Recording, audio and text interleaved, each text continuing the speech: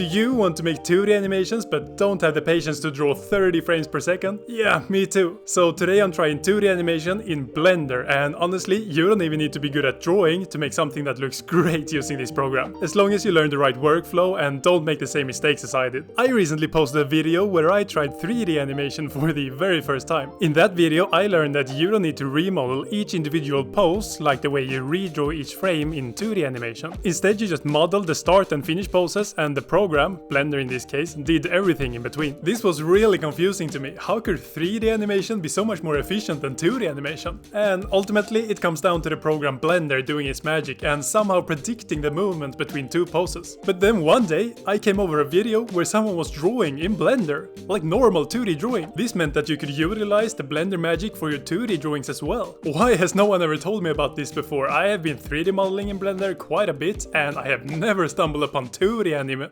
Oh, right. Anyways, of course I had to try this out. And since I just started working on a farming game, it felt like the perfect time to animate some growing crops, but without having to draw everything myself. So this means that I can draw one shape here, and then on the next frame I draw the same shape again but slightly different, and then just press this button and boom, you have a smooth transition between the two images. Anyone experienced will probably say that this looks pretty bad because it's just a linear, boring transition between them, but you can still add more stuff in between to give the transition a lot more life, but still save a ton of manual work. Here, for example, I only drew 5 frames. But one thing you will quickly realize is that you need to be very careful with your brushstrokes to make this actually work. You need to draw every line the same way as you drew the one before, otherwise the transition will get kind of confusing, as you can see. Another limitation is that you can't add or remove anything between transitions, which makes sense. If Blender doesn't know where a stroke started or what shape it used to be, it has no way to figure out how to animate it into the final position. To avoid those issues, I just edit the existing strokes in Edit or Sculpt mode. This avoids any confusion for Blender because I'm transforming the lines that already exist instead of creating new ones out of nowhere. Using Edit mode and Sculpt mode is also great if you don't have a drawing tablet, or if you just hate drawing. It's more like sculpting your lines into the shapes you want, which completely removes the scary part of drawing. You know, the idea that every line has to be perfect because you can't change it afterwards. Here you can just move things around, try different shapes, and of course hit Ctrl C as many times as you want. Another trick I used a lot is the shape and line tools. With those, you don't even need to make a single risky brushstroke, you just click and drag your lines precisely where you want them. But Blender isn't always perfect. Because it has so many different capabilities and functionalities, it sometimes gets a bit hard to understand. For example, I spent like an hour trying to figure out why I only see the square tool right here. There should be a triangle, a circle, and so on, and specifically I was looking for the line tool. So I tried right-clicking, searching, googling, hovering, shift, control, alt-clicking. I looked at this little arrow and thought that there must be a way to expand this menu. But how? Until